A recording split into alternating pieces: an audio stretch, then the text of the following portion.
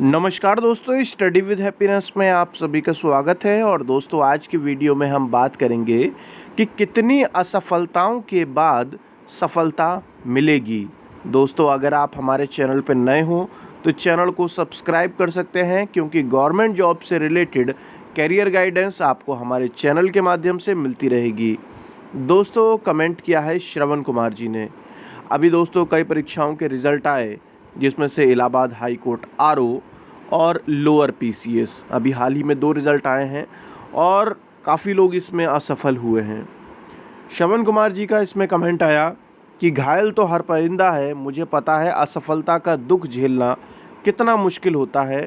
हमें अफसोस इस बात का है कि किसी पर्टिकुलर परीक्षा में सफल नहीं हुए, बल्कि अफसोस इस बात का है कि हमने अपना कीमती समय उस पर्टिकुलर परीक्षा को दिया। और परीक्षाएं दोस्तों लगातार तो नहीं आती, ये तो आपको पता ही है। दोस्तों, मैं आपको एक छोटी सी कहानी सुनाऊंगा जो कि मेरे मित्र से संबंधित है। दोस्तों, हो सकता है कि आपने भी कई मोटिवेशनल लेक्चर सुने हों, कोई किताब में ये पढ़ा हो। एक जगह पर मेरे मित्र ने ये पढ़ा हुआ देखा कि भाई कई असफलताओं के बाद सफलता मिलती है। और ये भी कहा, मतलब मेरे मित्र ने मुझसे ये भी कहा था कि भाई मैंने एक बहुत बड़े मोटिवेशनल से सुना है कि भाई असफलता मिल रही है ना, तो कोई घबराने वाली बात नहीं है, उसके बाद सफलता मिलना तय है। दोस्तों, ये मालूम है किन लोगों के ऊपर लागू होता है? ये उन लोगों के ऊपर लागू होता है जो मेहनत करके असफल हो रहे हैं। असफल होने की भी 2 श्रेणी है दोस्तों। एक तो वो है जिसमें कोई मेहनत नहीं की जा रही है, पेपर पे पेपर दिए जा रहे हैं। और पेपर क्यों दे रहे हैं? सामाजिक दबाव है, पारिवारिक दबाव है कि भाई आपने पढ़ाई लिखाई तो सब कुछ कर ली, मगर अब कुछ करोगे भी लाइफ में, कुछ नौकरी वोकरी निकालोगे नहीं निकालोगे सरकारी नौकरी। तो ऐसे में क्या करते हैं कुछ अभ्यर्थी, बस समाज के दबाव में जाकर पेपर देते जाते हैं, चाहे एसएससी का हो, यूपी ट्रिपल एससी का हो, रेलवे का हो, और फेल हो जाते हैं। उन्हें अंदर ही अंदर पता है कि मैं क्यों फेल हुआ हूँ, मगर ऊपर से अपने आप को ऐसा दिखाते हैं कि भाई मैं जो है अपनी तरफ से पूरा प्रयास कर रहा हूँ, मगर फिर भी फेल होता जा रहा हूँ। तो ऐसा अभ्यर्थी जो सिर्फ ऊपर से दिखावा कर रहा है, वो तो कभी पास नहीं हो सकता। मतलब कितनी भी असफलताएं मिल जाएं, उसे असफलता ही मिलती रहेगी। मगर ऐसा कोई अभ्यर्थी है जो जेन्युइन तरीके से तैयारी कर रहा है, मगर कुछ ना कुछ ऐसी गलती हो जाती है जिसकी वजह से फेल हो जाता है। मतलब कहने का मतलब ये है, मेहनत करके फेल हो गया।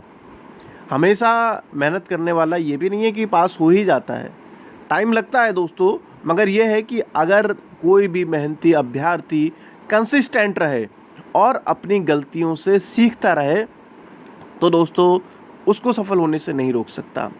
तो मैं आपसे, जो भी असफल व्यक्ति हुए हैं अभी इन दोनों परीक्षाओं में, तो उनसे मैं यही बात कहना चाहूँगा कि अगर आप टाइप 2 श्रेणी के हैं, यानी कि अगर आप मेहनत करके फेल हो रहे हैं, तो फिर आपको घबराने वाली बात नहीं है।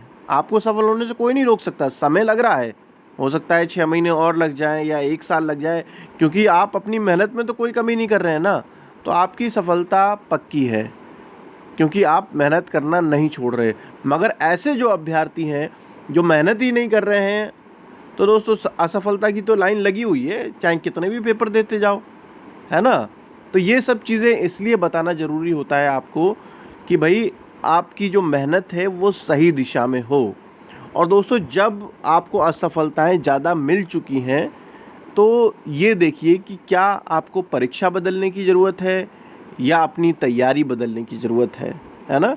कई बार हम सिर्फ ऐसी परीक्षाएं देते हैं जो कि हमारे कंफर्ट जोन की होती हैं। तो हमें लग तो रहा है कि हमारा कंफर्ट जोन है, मगर वो कंफर्ट जोन नहीं होता है। क्योंकि कई बार मैं अभ्यर्थियों से पूछता हूँ कि आपकी इंग्लिश अच्छी है या हिंदी, तो वो कह देते हैं भाई हमें इंग्लिश नहीं आती, हमारी हिंदी अच्छी है। मगर जब हिंदी के प्रश्न पूछे जाते हैं तो पता चलता है कि हिंदी भी अच्छी नहीं है, ना इंग्लिश अच्छी है ना हिंदी अच्छी है। तो दोस्तों, आप अपने ऊपर थोड़ा सा मंथन कीजिए कि कहाँ गलतियाँ हो रही हैं और उनसे कुछ सीखने की कोशिश कीजिए। बाहरी व्यक्ति कोई इतना ज़्यादा आपको नहीं समझ सकता, चाहे मैं हूँ या कोई और हो। आपको सबसे बेहतर अगर कोई समझ सकता है तो वो आप स्वयं हैं। ठीक है दोस्तों। और जिस मित्र की मैं बात कर रहा था, उस मित्र की एज एक्सपायर हो गई, मगर कोई एग्ज़ाम नहीं निकल के दिया। उस समय मैंने उनके मुंह पे नहीं कह पाया, क्योंकि दोस्तों कई बार ऐसा भी होता है कि किसी को अगर स्पष्ट रूप में कोई उसकी मतलब कोई उसकी गलती बता दो ना, तो वो आपसे लड़ाई कर बैठेगा। मगर क्योंकि मैं जानता हूँ कि इस तरीके की बातें सुनकर कई लोगों में परिवर्तन भी आ जाता है, तो शायद आप भी उनमें से एक हों कि भाई अपनी गलतियों से सीख पाएँ। अच्छा दोस्तों, मैंने एक चीज़ महसूस की है कि कई बार लोग मुझसे करियर गाइडेंस चाहते हैं, कोई पर्टिकुलर उनका सवाल होता है डॉक्यूमेंट वेरिफिकेशन से रिलेटेड, गवर्नमेंट जॉब की तैयारी से रिलेटेड। तो दोस्तों कई लोग मुझसे बात करना चाहते हैं, तो उसका मैंने एक तरीका निकाल लिया है। आपको भी पता है कि सोशल मीडिया पे नंबर तो शेयर कर नहीं सकते, तो उसका एक पूरा तरीका है जिसके थ्रू आप मुझसे वॉइस कॉल कर पाएंगे। और क्या तरीका है, इसका लिंक मैंने डिस्क्रिप्शन में दे दिया है। तो जो भी लोग इंटरेस्टेड हों वहाँ पर जाकर आप मुझसे बात कर सकते हैं। और यदि आपकी कोई क्वेरी नहीं है तो ज़बरदस्ती बात करने की भी ज़रूरत नहीं है। ठीक है ना दोस्तों? तो जल्द मिलेंगे दोस्तों हम नेक्स्ट वीडियो में, और जल्द ही मैं आपको बताऊंगा कि इलाहाबाद हाई कोर्ट की नई भर्ती कब तक आ सकती है और आपकी क्या रणनीति होनी चाहिए। तो जल्द मिलेंगे दोस्तों हम नेक्स्ट वीडियो में, तब तक के लिए जय हिंद, जय भारत।